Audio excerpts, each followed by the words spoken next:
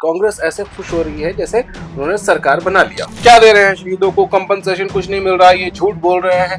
रक्षा मंत्री को संसद में वो कह रहे हैं कि आप गलत बोल रहे हैं। गांव मोहल्ले की राजनीति नहीं है कि कोई आरोप आपने लगा लिया फिर उसे किसी ने झुठला दिया। विपक्ष का नेता जो बोल रहा है वो खुद ही रिसर्च करके नहीं आ रहा है। आपका अग्रेशन बिक रहा है, आपका अग्रेशन लोगों को अच्छा लग रहा है, सोशल मीडिया पे ऑब्वियसली फैन फॉलोइंग बड़ी है। वेल में जाने के लिए कैसे एक विपक्ष का नेता वो इशारे कर रहे हैं ऐसे या तो ये हर बात सही बोल रहे हैं, ये भी जरूरी नहीं। सवाल जब अखिलेश यादव से पूछा गया, कैसे भड़क गए अखिलेश यादव पत्रकार पर। अपने घर जब शीशे के होते हैं ना तो दूसरे के घरों पे पत्थर नहीं मारा करते। तो ये जो झल्लाहट है इनकी, वो पत्रकार के सवाल से झल्लाहट नहीं है। हरियाणा में देखा किस तरह से पूरी की पूरी कैबिनेट जो है बाबा राम रहीम के यहाँ जाकर दंडवत होती थी, उसके बाद जो राम रहीम ने तांडव किया वो भी हमने देखा है। तेवर दिखाइए लेकिन उसमें फ्लेवर जो है तेवर में वो क्रिएटिव होना चाहिए। हवा के रुख पे रहने दो कि जलना सीख जाएगा, बच्चा लड़खड़ाएगा तो चलना सीख जाएगा।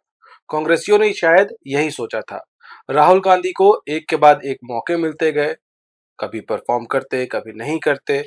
आखिरकार इस लोकसभा चुनाव में हुआ कुछ ऐसा कि कुछ 40-50 सीट्स ज्यादा ले आई। कांग्रेस ऐसे खुश हो रही है जैसे उन्होंने सरकार बना लिया हो। लेकिन विपक्ष की मजबूती की जरूरत लोकतंत्र को तो है, पर क्या विपक्ष एक्स्ट्रा अग्रेसिव हो रहा है? क्या थोड़े ज्यादा सीट्स आने के कारण कॉन्फिडेंस की जगह ओवर कॉन्फिडेंस हो गया है? सवाल बहुत बड़ा है। वो इसलिए कि जिस तरह का व्यवहार विपक्ष का, खासतौर से राहुल गांधी और अखिलेश यादव का नजर आ रहा है, क्या वो सवाल आपके जहन में भी उठाता है? आज इसी पर करेंगे चर्चा। मनीष मासूम जी वरिष्ठ पत्रकार हैं, सहयोगी हैं हमारे, मौजूद हैं। मनीष जी बहुत शुक्रिया, थैंक यू। Thank you. क्या ये अब महसूस होने लग गया है, क्योंकि एक के बाद एक जिस तरह से इंसिडेंसेस हो रहे हैं, कैसे राहुल गांधी संसद के अंदर अग्निवीर और शहीदों के नाम पर जो उन्होंने कहा कि भाई क्या दे रहे हैं शहीदों को, कंपनसेशन कुछ नहीं मिल रहा, ये झूठ बोल रहे हैं। रक्षा मंत्री को संसद में वो कह रहे हैं कि आप गलत बोल रहे हैं। उसके बाद उन्होंने वीडियो जारी किया, लेकिन उसके बाद जब शहीद के परिजनों का आया, इंडियन आर्मी के लोगों को सामने आना पड़ा कि भाई हमने इतना पैसा दे दिया है। होमवर्क करने की जरूरत है और खासतौर पे इतने बड़े स्तर पे ये गांव मोहल्ले की राजनीति नहीं है कि कोई आरोप आपने लगा लिया फिर उसे किसी ने झुठला दिया फिर आपने कुछ कह दिया। और जैसा आप बता रहे हैं पूरा देश देख रहा है। हमने अपने प्लेटफॉर्म के माध्यम से भी चीजें सामने रखी कि क्या सच है क्या झूठ है। सेना ने स्पष्ट कर दिया कि करोड़ से कुछ लाख कम रुपए जो हैं वो दिए जा चुके हैं और टोटल 165 लाख रुपए मिलने हैं। 1 करोड़ 65 लाख, माफ कीजिएगा, 1 करोड़ 65 लाख रुपए मिलने हैं। तो जो बाकी की रकम है उसकी कुछ प्रक्रिया है वो भी दे दी जाएगी। लेकिन इसमें क्या कहें, इसमें फजीहत वाली स्थिति हो गई कि विपक्ष का नेता जो बोल रहा है वो खुद ही रिसर्च करके नहीं आ रहा है। पता नहीं किन आधार पे ऐसी बात उन्होंने कह दी, उनके सलाहकार कैसे हैं। बार बार प्रश्न यही उठता है। देखिए कोई भी नेता अगर कुछ बोलता है ना तो उसके पीछे की जो मंडली होती है उसकी बड़ी जिम्मेदारी होती है कि क्या रिसर्च, नहीं अजीब क्या ये है मुद्दे कि तय किए। संसद में तो जो बोला सो बोला, संसद से निकलने के बाद उन्होंने फिर से एक वीडियो जारी किया। जी हाँ, जी हाँ, जी और हाँ। भाई उस वक्त चलिए हो सकता है कि आप होमवर्क करके नहीं आए थे, होमवर्क करके आना चाहिए था, लेकिन फिर भी अगर कुछ बहस हो गई, रक्षा मंत्री ने कह दिया कि भाई 1 करोड़ के कंपनसेशन का प्रावधान है, हमने दिया है, तो तब तो होमवर्क होना चाहिए था। इससे लोगों का विश्वास उठेगा। देखिए चुनावों के दौरान क्या होता है गौरव जी, बहुत सारे वादे ऐसे किए जाते हैं जिनको कि जमीन पे उतारना प्रैक्टिकली बहुत संभव नहीं होता है। चुनाव के दौरान अगर विशुद्ध राजनीतिक रूप से हम बात करें तो चाहे कोई भी दल हो, चाहे सत्ता पक्ष हो या विपक्ष हो, जो घोषणाएं जो वादे पहले किए जाते हैं वो जब आप सरकार फॉर्म कर लेते हैं ना तो उसको पूरा करना टेढ़ी खीर वाला काम होता है। ऐसे में पहले से ही जनता का विश्वास खो देना, और अगर ऐसी प्रक्रिया चलती रही तो प्रॉब्लम हो सकती है। क्योंकि सदन के अंदर भी हमने देखा, ठीक है संख्या बल इस बार बेहतर हुआ है जो कि और अच्छी बात है। हाँ अच्छी बात है, और हर कोई चाह रहा था कि एक मजबूत विपक्ष चाहिए भी देश के अंदर ताकि निरंकुशता ना हो, तानाशाही ना हो। मतलब एक सिरे से कोई कुछ भी फॉर्म कर ले, बना ले, बिगाड़ ले, वैसी स्थिति ना आए, इसके लिए ज़रूरी था कि एक विपक्ष हो, लेकिन रचनात्मक विपक्ष। सिर्फ़ हुँ, ये बात भी कही जाती है कि सिर्फ़ विरोध के लिए विरोध ना हो, अगर विरोध का ग्राउंड ही नहीं होगा, तो भई आज की जनता हर माध्यम से जुड़ी हुई है। आज ये मोबाइल जो मेरे हाथ में है, ये शायद कह लीजिए आज से 18-20 साल पहले हर किसी के हाथ में नहीं होता था। ये जो हुँ, स्मार्टफ़ोन्स आ गए हैं, हुँ, तो इसके ज़रिए एक कॉमन आदमी जो कि यहाँ से कहीं 150 किलोमीटर दूर किसी गाँव में बैठा हुआ है छत्तीसगढ़ के, वो भी मोबाइल स्क्रॉल कर रहा होता है।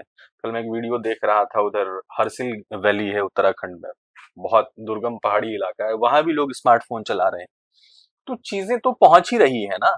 ठीक है, आपने भ्रामक बात कैसे भी लोगों को कह दी, लेकिन कुछ फैक्ट्स जो होते हैं, वो लोग समझ जाते हैं। एक प्रॉब्लम यहाँ पे हाँ, कुछ हाँ। कहना चाह रहे हैं, नहीं, बताइए? मैं ये कह रहा हूँ कि क्या राहुल गांधी को उनके सलाहकार जो उनके इर्द-गिर्द हैं, उन्होंने ये बता दिया कि आपका अग्रेशन बिक रहा है, आपका अग्रेशन लोगों को अच्छा लग रहा है, सोशल मीडिया पे ऑब्वियसली फैन फॉलोइंग बढ़ी है, तो क्या ये एक बहुत बड़ी जिम्मेदारी उनके आसपास के लोगों की तो है ही, राहुल गांधी की खुद की भी है कि एक जिम्मेदार विपक्ष की भूमिका निभाएं। अब आप देखिए एक वीडियो जो है वो वायरल हो रहा है कि वो जब प्रधानमंत्री बोल रहे हैं तो वो विपक्ष के सांसदों को उकसा रहे हैं वेल में जाने के लिए। ये वीडियो हम दिखा भी रहे हैं लोगों को। बिल्कुल। ये क्या, और उसके बाद किस तरह से उनको लिटरली हड़काया है स्पीकर ने। एक बार सुनवा देते हैं, जरूरी है सुनना, ये देखिए भी और सुनिए भी। ऐसे संसद के अंदर गरिमा बना के रखें आप गरिमा को तोड़ना चाहते हैं। आप संसद मर्यादा पीछे पीठ पीछे नहीं करें। आपको गरिमा नहीं, सदन की डायरेक्शन देते आप बेल में आने के लिए लोगों को। ये आपको, ये प्रतिपक्ष के नेता है आप, नो, गलत तरीका आपका। देख लीजिए। किसी एक्शन का ही रिएक्शन होता है। आज देख रहा हूँ कुछ जो बुद्धिजीवी हैं, वो स्पीकर की भूमिका पे प्रश्न कर रहे हैं, लेकिन किसी को इरिटेट करना बेमतलब का, अब वो हमने देखा कि किस तरीके से नारेबाजी हो रही है। और वेल में जाने के लिए कैसे एक विपक्ष का नेता वो इशारे कर रहे हैं, ऐसे ऐसे प्रधानमंत्री बोल रहे हैं। ऐसे ऐसे यही वाले इशारे की बात आप कर रहे होंगे। हम्म, ठीक है, लेकिन आजकल मैंने पहले भी बोला आपको कि मोबाइल जो है बहुत बड़ा माध्यम बन गया है।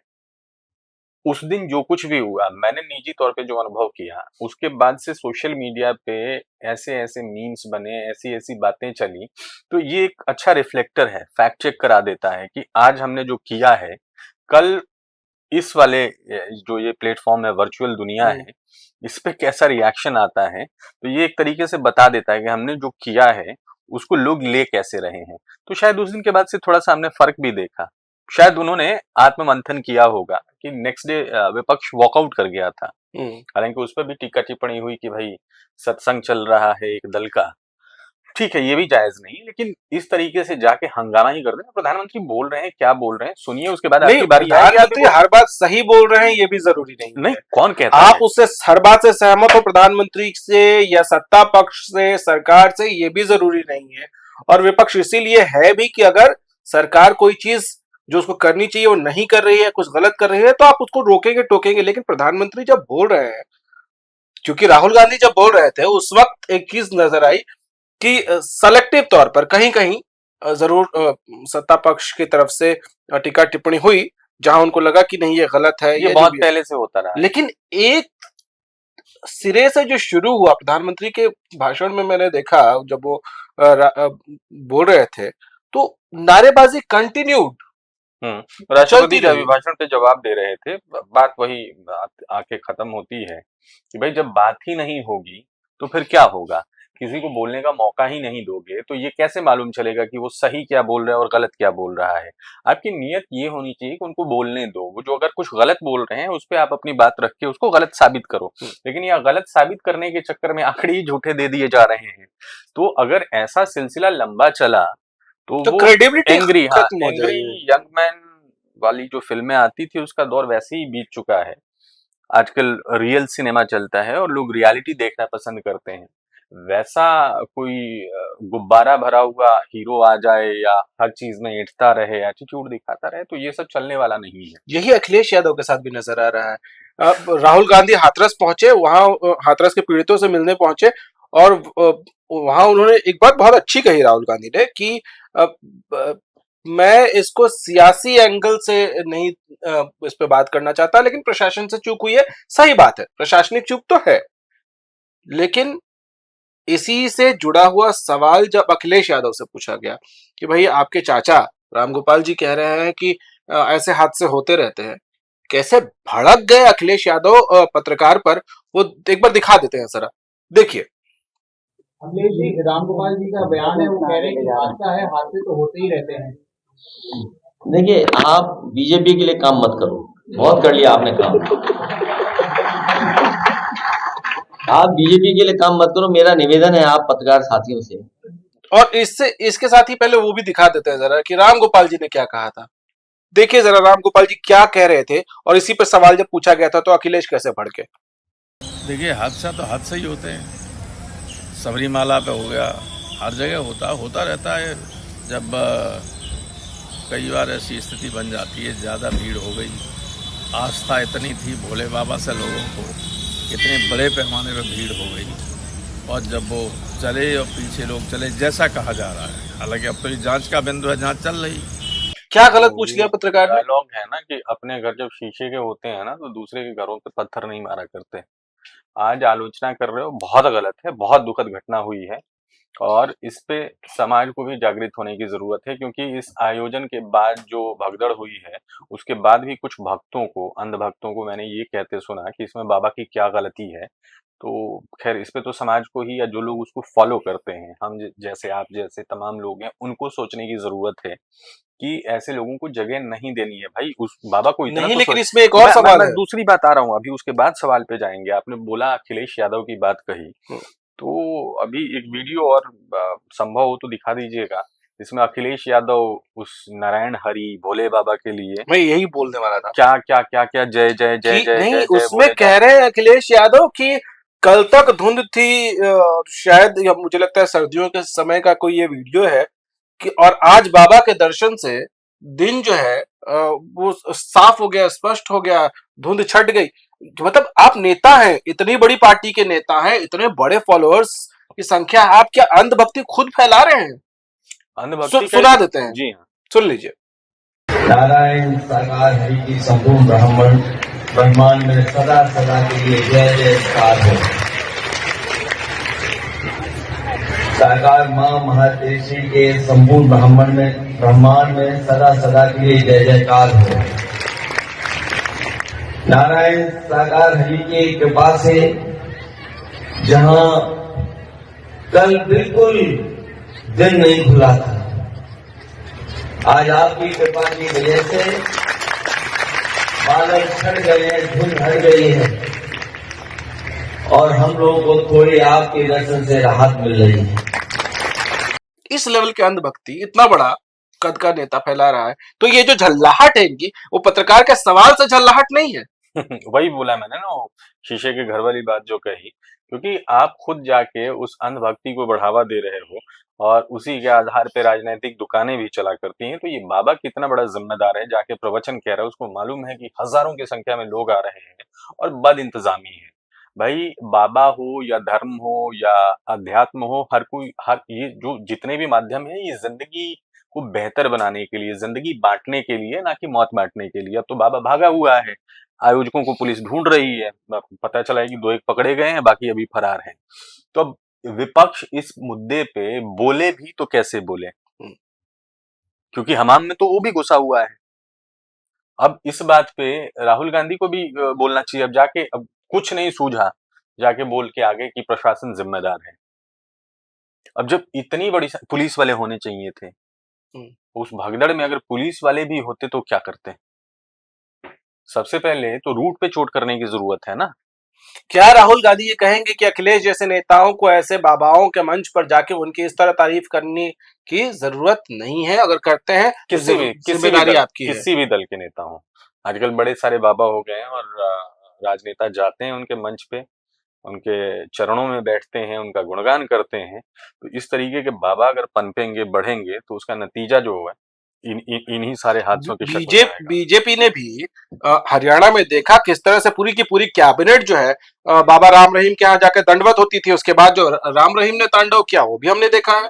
खैर हर कोई जानता है, मैं बिना नाम लिए कहना चाहूंगा कि आजकल कुछ बाबा ऐसे फैल गए हैं जो जिनकी सभाएं जो हो रही हैं, सत्संग जो हो रहे हैं वो बहुत बड़े तौर पे हो रहे हैं। लेकिन अगर इतने बड़े तौर पे उनको सत्संग करना है, मैं नहीं कह रहा हूँ कि वो गलत बोल रहे हैं, सही बोल रहे हैं, तो वहां के इंतजाम की जिम्मेदारी अरेंजमेंट्स भी उन्हें ही लेनी होगी, अदरवाइज जिम्मेदार वही कहलाएंगे।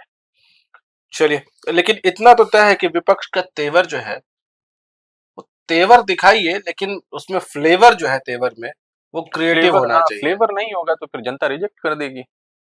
अभी बात बनी ही कहाँ है? अभी तो बात बननी शुरू हुई थी, बनती नहीं बनती वो बाद की बात है, उसके पहले खुद ही बात क्यों बिगाड़ दी? इतना तो सोचना चाहिए। चलिए, बहुत शुक्रिया आपका। Thank you. लेकिन सोचने की जरूरत है। ठीक है, आपको सीट्स अच्छे आए हैं, लोगों से प्यार मोहब्बत पहले से ज्यादा मिली है, लेकिन इसका मतलब क्या ये है कि आप कॉन्फिडेंस की जगह ओवर कॉन्फिडेंट हो जाएंगे और कुछ भी करते जाएंगे? जनता ये बर्दाश्त करती जाएगी? ऐसा होता नहीं है भारत की सियासत में, खास तौर से। नमस्कार।